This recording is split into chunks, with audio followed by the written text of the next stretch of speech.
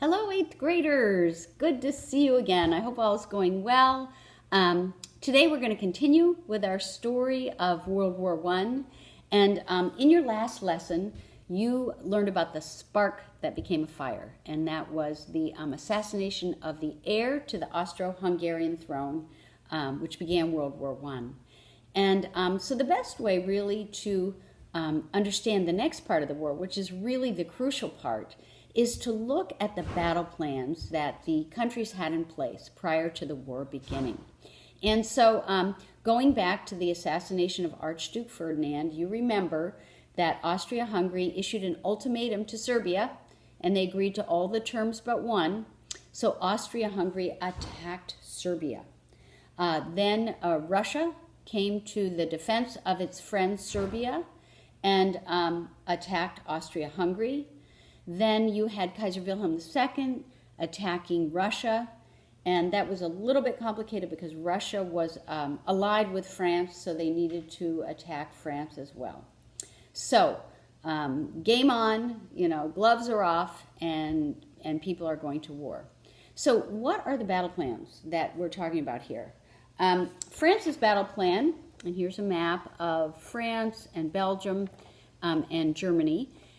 France's battle plan was really simple. It was called Plan 17.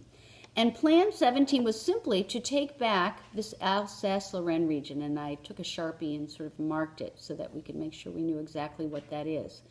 So what they were going to do is they were going to station troops along the Franco-German border here and take back Alsace-Lorraine. The German plan was a little bit more complicated, and that was because they had two major enemies to deal with, and one was France, and the other on their eastern border was Russia. So they knew they couldn't sustain a war effort against such huge populations for a very long time.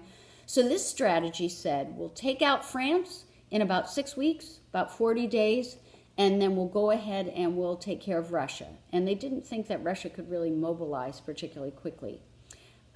So their plan was to take their armies, and each of these lines represents an army, and to send them in a wheel pattern here, south of Paris, take Paris, and then march them this way to take out the French troops who were on the French and German border. Well, you'll notice that these lines show that they were going north of Paris, and so that was the story of the mistake.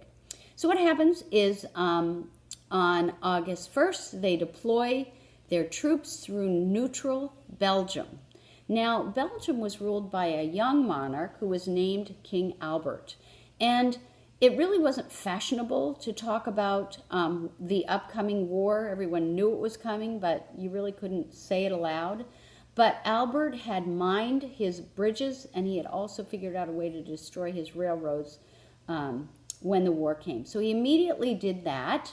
And also at this point, right at the very beginning, Britain started conscripting men because they had a secret treaty with Belgium that said that if Belgium was attacked, they would come to the rescue. So about 250,000 British soldiers were conscripted and marched across or taken across the English Channel to help with the French effort against the Germans here.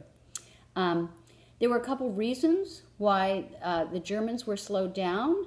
The first is that the British and French engaged them in two large battles called the Battle of Mons and the Battle of Cateau. And while the Germans and French lost, it did take supplies and did slow the Germans down. The other thing that happened is there were a series of forts, and I don't know if you could see it here, around this city called Liège. And they were massive forts that needed to be penetrated. And there's a very interesting story that happens in one of these big forts. And that is that a young German soldier, at the time kind of an unknown soldier, took one of these massive forts. His name was Erich Ludendorff.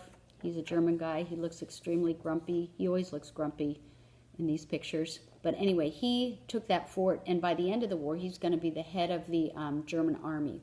This is the French leader. His name was Joffre. He was very popular. He was very energetic.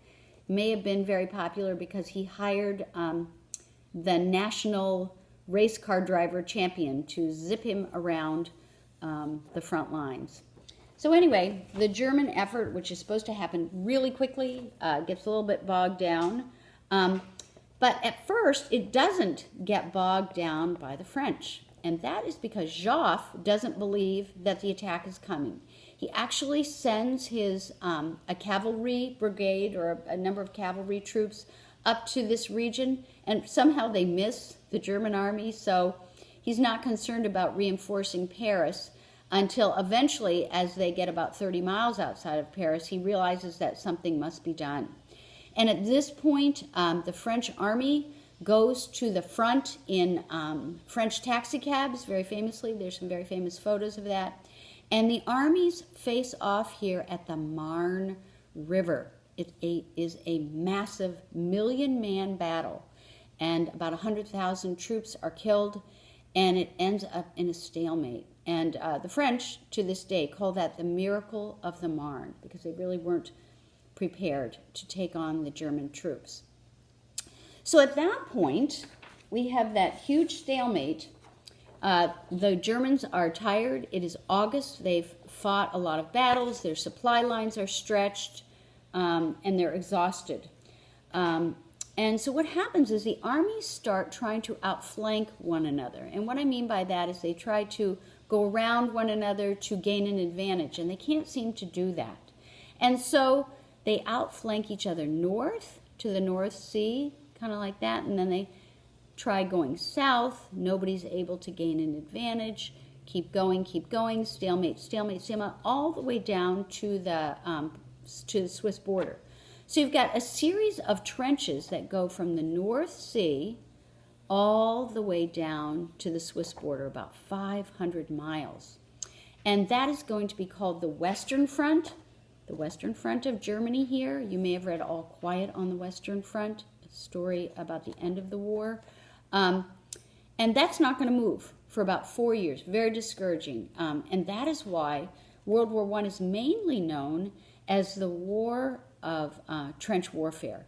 And there are going to be massive battles, biggest battles the world has ever seen, fought along this front, Verdun, the Somme, just many, with really nobody gaining an advantage.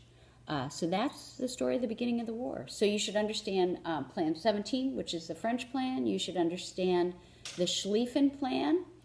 And I have included a good video on this by a guy who's written a number of books about this topic. I think you'll like it, a British guy. And also the notes. So go ahead and watch the video. Please make a comment. Tell me what you think of the video. Some of these I haven't used before, so I'd love to know if they seem clear to you. And also go ahead and get your notes in your notebook and send me a picture of them. Okay, thanks. Great lesson. Bye-bye.